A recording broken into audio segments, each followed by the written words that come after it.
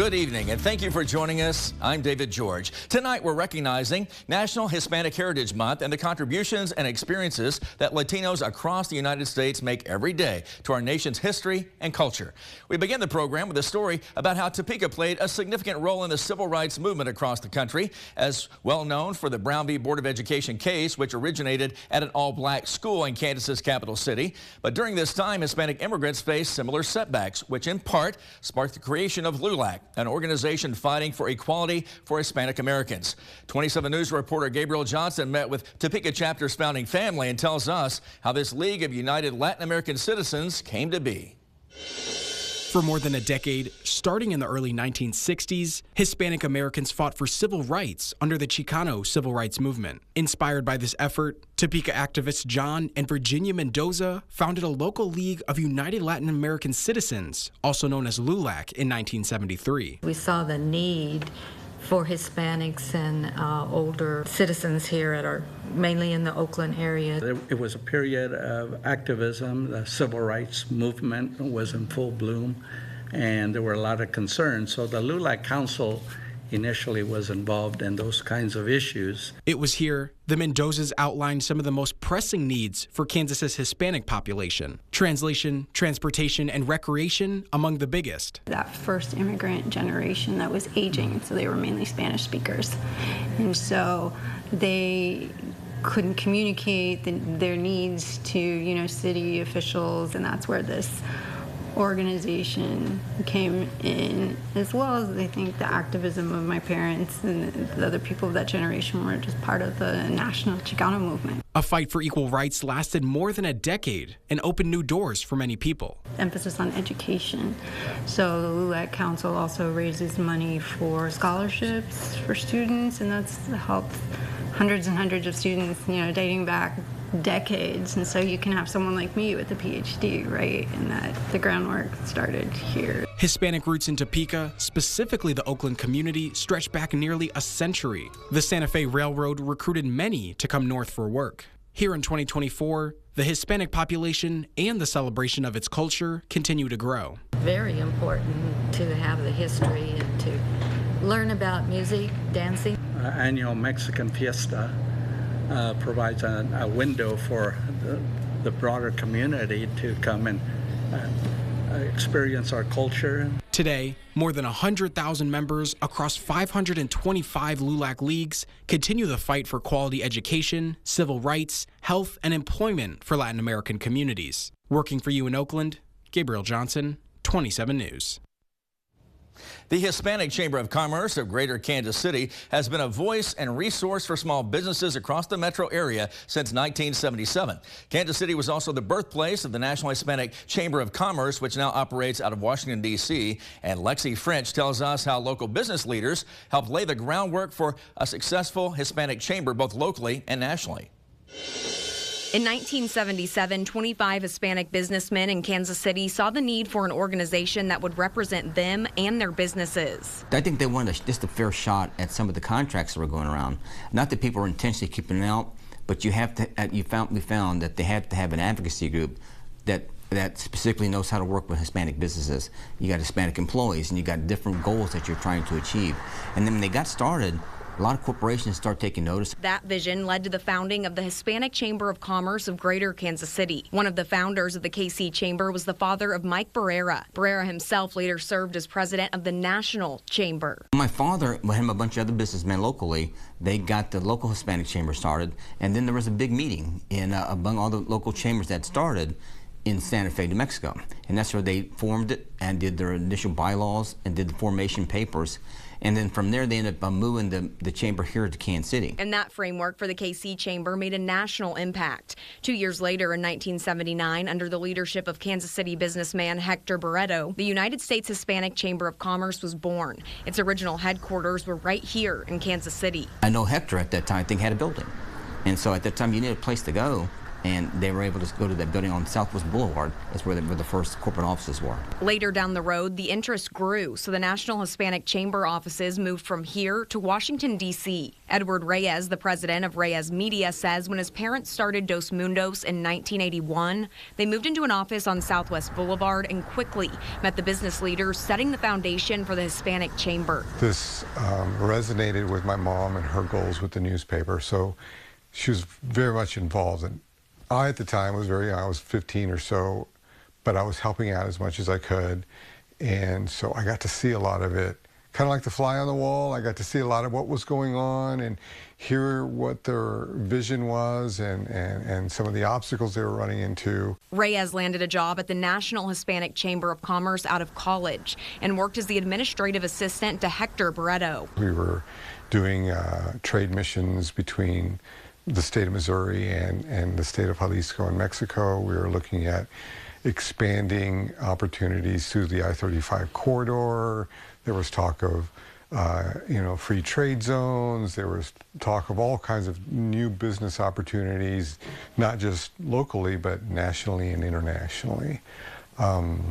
And it was a great learning experience. The KC Hispanic Chamber continues to have a positive impact on business leaders locally and nationally. It's been a tremendous impact, and hundreds of businesses locally. The chamber has been a resource for them in starting up, getting the right foundation set, networking with other like-minded individuals, finding opportunities for the businesses in their given industry. In Kansas City, I'm Lexi French.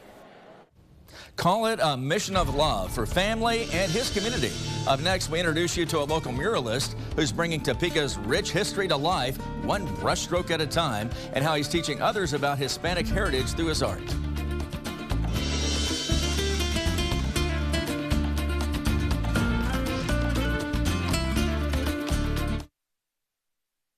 Celebrating Hispanic heritage. Sponsored by Washburn University.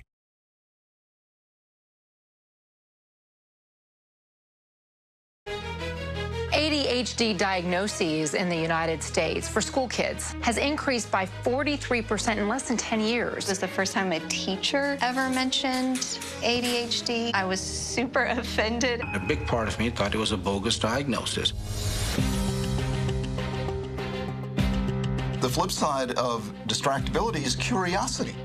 What's that? What's that? What's that? If you didn't care, you wouldn't get distracted. I'm a risk taker. I'm creative. Zara's a brilliant writer. He has a lot of skills, like to ask questions, to be argumentative, to push boundaries. Around ADHD, there's tremendous ignorance. Most people are not aware of the positives that go with it. Can't sit still, disorganized, can't focus, lazy, stupid. You can't make it. You never listen, you don't clean your room. It's a super skill set. When I was in foster care, I never knew when I would have to move. So I always had my suitcase ready to go. Then one day I was adopted. My new parents opened their hearts and home to me. My parents cook my favorite breakfast for me every morning. My parents take me on trips I never thought I would go on. They gave me a home and an even better reason to use that suitcase. My parents aren't perfect, but they're perfect for me. I heard about you. You're that smart kid. Young Sheldon, boy genius on Origin Story. Yes, that's me. A small town boy. Young man. Yes, you. With supersonic hearing. Visionary vision. Cheeky little Miwan, you know you don't belong there. A delicate palate. What's he drinking? Pork chopping gravy.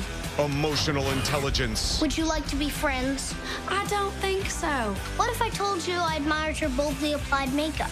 Hypersensitive touch. I tried to pet fish, and he bit me. Fish like this don't bite. Ah! Wow! Dad killed my fish! You'll be fine. Just gotta put him back in the bowl.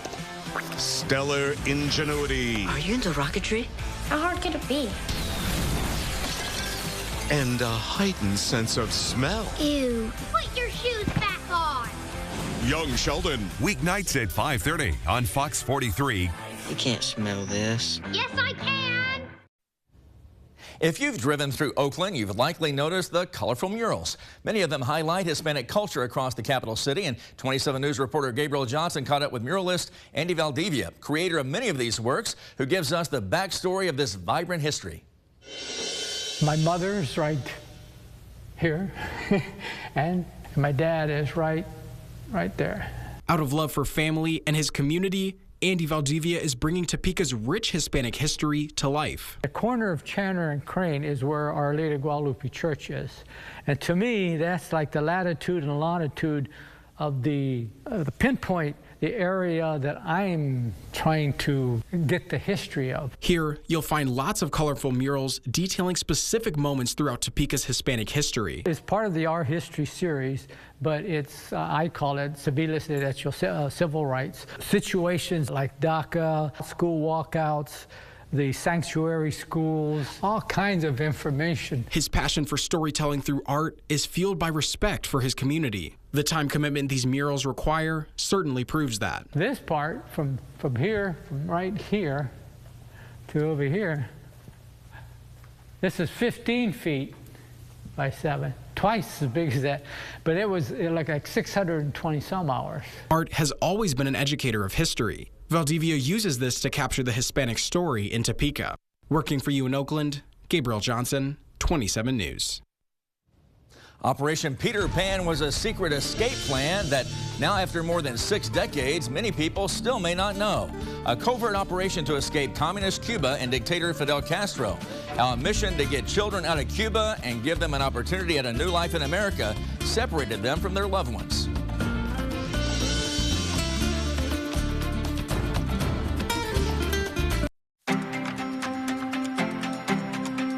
What does Habitat for Humanity build?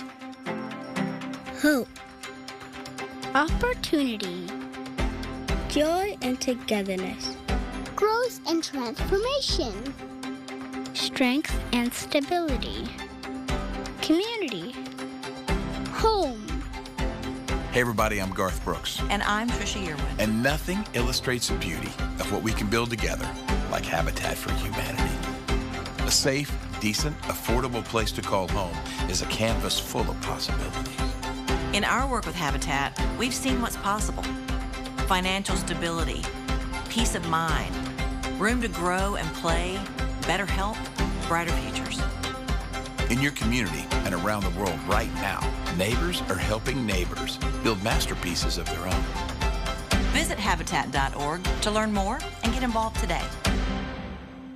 I heard about you. You're that smart kid. Young Sheldon, boy genius on Origin Story. Yes, that's me. A small town boy. Young man. Yes, you. With supersonic hearing. Visionary vision. Cheeky little Miwan, you know you don't belong there. A delicate palate. What's he drinking? Pork chopping gravy. Emotional intelligence. Would you like to be friends? I don't think so. What if I told you I admired your boldly applied makeup? Hypersensitive touch. I tried to pet fish, and he bit me! Fish like this don't bite. Ah! Wow! Dad killed my fish! You'll be fine. You gotta put him back in the bowl. Stellar ingenuity. Are you into rocketry? How hard could it be? And a heightened sense of smell. Ew. Put your shoes back on! Young Sheldon, weeknights at 5:30 on Fox 43. You can't smell this. Yes, I can! As we celebrate Hispanic Heritage Month, we take a look at the stories that have shaped Latino communities all around the U.S. And one of them dates back more than 60 years and starts in Cuba. It's known as one of the largest exodus operations of unaccompanied minors in history. Lourdes Duarte takes us back in time to Operation Peter Pan. Black and white images are what's left of a story of sacrifice and survival in the 1960s, when more than 14,000 children arrived in the U.S. as part of a project known as Operation Pedro Pan, or Operation Peter Pan. Not everybody knows about it, but the memory is still etched in the hearts of those who are around to tell their version of what began as a secret operation to escape communist Cuba in the years that a new government took hold and Fidel Castro became the country's dictator. When you called me, I started remembering, and it was painful. It was very painful. First of all, because I did not want to leave. I wanted to do something in Cuba. Instead, Margarita Garcia did something in the U.S., becoming the head of a successful marketing agency. She was 14 years old when she arrived in the U.S. alone. Her family in Cuba, fearing for her life and worried that she would be indoctrinated into the communist regime, took a gamble on Operation Peter Pan. The operation really served as a good partnership moment between church and government, both helping each other. The Catholic Church led the effort with the U.S. government to get kids out of Cuba and on American soil. While it gave the children an opportunity at a new life, it separated them from their loved ones. Communism makes families do things that they would normally not do. Garcia found a new family in the U.S. who provided housing. It took more than a year to reunite with her mother in the U.S. She was one of the lucky ones, though. Some waited years to reunite, others never did, and some had a difficult time understanding what was happening. The experiences are as varied as the 14,000 children. University of Illinois professor and author Maria de Los Angeles Torres wrote a book about those years titled The Lost Apple. This is a picture of the day that we left. She herself was a Peter Pan kid at 6 years old. So were countless others, from famous salsa singer Willie Chirino to former U.S. Senator Mel Martinez to the stepfather of Amazon founder Jeff Bezos. I think that there are many of us who have made contributions. I think there's lots of other people who were traumatized, some of them in ways that they never recovered from. It's a part of the story that rarely gets talked about, but Professor Torres thinks that perhaps it has led to some understanding about immigration and the role it still plays on so many lives today. Separating children from their parents is never a good thing. If the children are in danger, the parents are too. So immigration policies, I think, should really take into account the family as a unit and not necessarily separate children from their parents. A lesson that remains long after Operation Peter Pan. For a kid starting off at a new school, fitting in can be tough, but even more so if you face a language barrier. Up next, how one educator is leaning on his own experience of struggling to learn a new language so a new generation of students can succeed.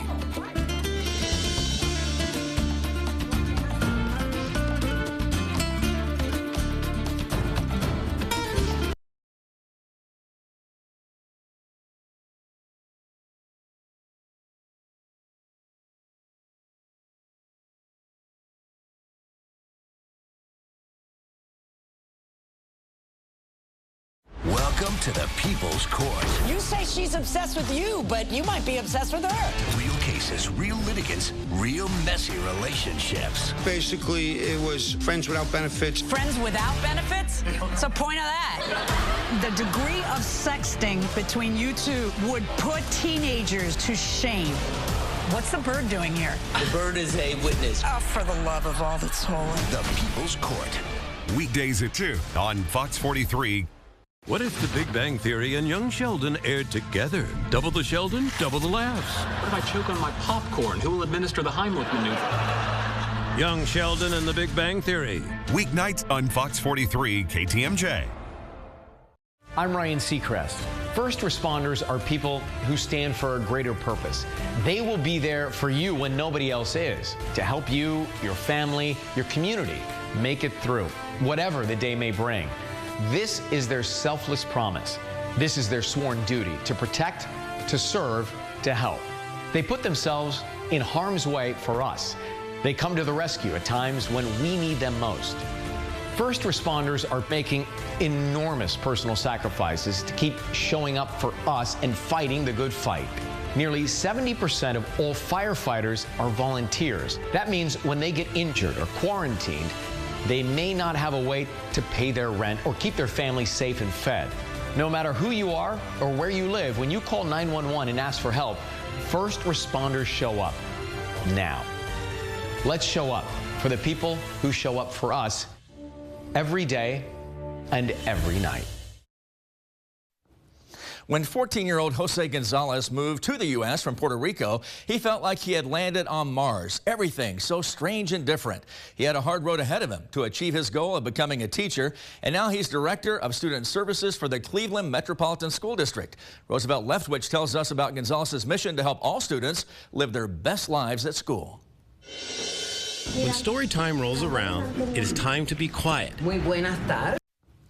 When 14-year-old Jose Gonzalez moved to the U.S. from Puerto Rico, he felt like he had landed on Mars. Everything so strange and different. He had a hard road ahead of him to achieve his goal of becoming a teacher, and now he's Director of Student Services for the Cleveland Metropolitan School District. Roosevelt Leftwich tells us about Gonzalez's mission to help all students live their best lives at school. When story time rolls around, it is time to be quiet. Muy buenas tardes. And give the speaker your full attention. ¿Cómo están? Little stories draw big attention from little folks, especially when you make it so that they understand what's being said, because there's someone who can turn the words around just for them. On the truck goes. No, it goes the honk. Beep, beep, beep. Very good. La bocina del camión. Jose Gonzalez is Deputy Chief of Student Services for Cleveland Metropolitan School District, which includes multilingual education, special education, and integrated health services. He's always busy, but not too busy to come back to what he's always loved, being in a classroom with children. But to get in front of the classroom, he had to start all the way back from scratch. We moved from Puerto Rico, so coming here to Cleveland, it was a shock, because not only in terms of the language and in a different setting, but also thinking about just looking at everything. The smallest things make a difference. And when you're a smart child, it's the language barrier that can drive you crazy the most. But CMSD teachers at the Haute Bureau School, who understood the language struggle that Jose and other children were going through, helped him become fluent. And that inspired Jose to become a teacher himself. But he became one a lot earlier than he expected. When I was 18, as I was graduating high school, my mother became a cancer patient. She had colon cancer, and school was not an option for me because my father needed to stay home to take care of her, so I had to go work. And the only thing that I knew how to do at that point was I said, let me try the school system to see if, because I'm bilingual, I'm able to do it.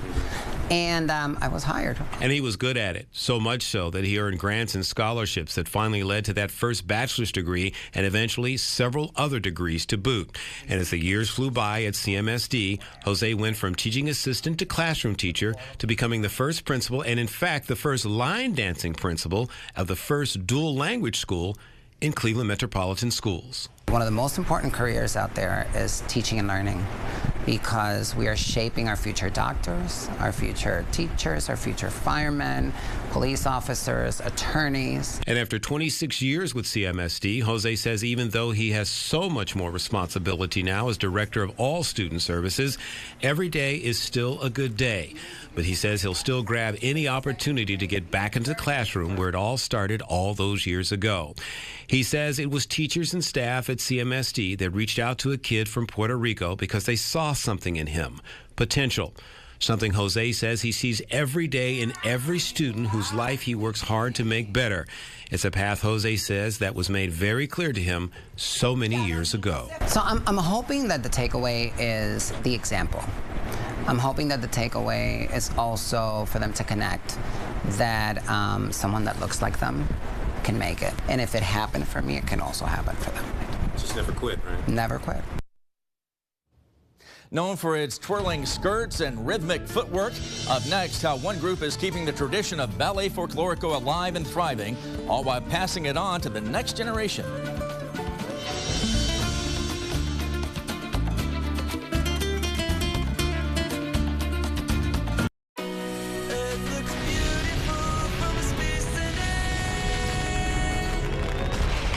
Shelly, it's a space theme. Isn't that fun? Ooh, you can meet other people from your planet. Did you see the movie Aliens? You and me are gonna give those space monkeys a little talking to. I had the biggest crush on John Glenn. I would have given it up for him, no problem. Weeknights at 5:30 on Fox 43. Two best friends. I'm not your best friend, Dave. Looking for great comedy? It's true. I am the master. Well, here's a hint. This is crazy! This was so fun! might I suggest bird watching? You may not. You're in the right neighborhood. Give me some. Dave, that's what you went into the concert? Boy, white people get to wear anything. Weeknights at 11:30 on Fox 43. You claim that that's not your signature? No, it is not. Boy, it looks exactly like the signature on this letter. I understand that you have a video. Roll the video.